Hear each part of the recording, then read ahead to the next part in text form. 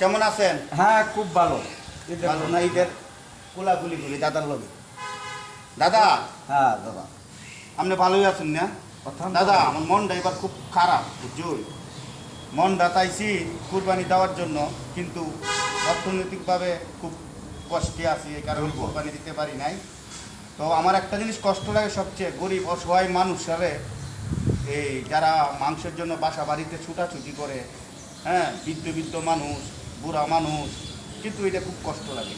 হ্যাঁ, কিন্তু আমার যদি সামর্থ্য থাকতো তাহলে আমি 100 প্রায় 1000 গরু জমা করিয়া মানুষকে খালি মাংস দিতাম। খা তোরা, খা, কত খাবি, খা।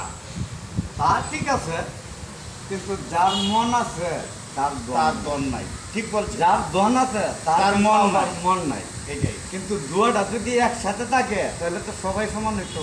আর সেই কারণে মানুষ ঈদ আনন্দ করে, যত দুঃখ যন্ত্রণা বেদনা সব পিছনে ফেলে দিয়ে এই আনন্দটা একদিনে সকলে মিলিত পরিবার সহ স্ত্রী পুত্র জন সবাই মিলে মা বাবা সহ আনন্দ করতে পারে।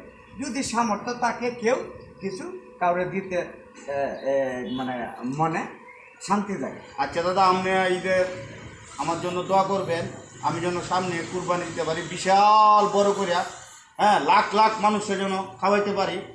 এইটা তো আমারও এটা আমার ইচ্ছা।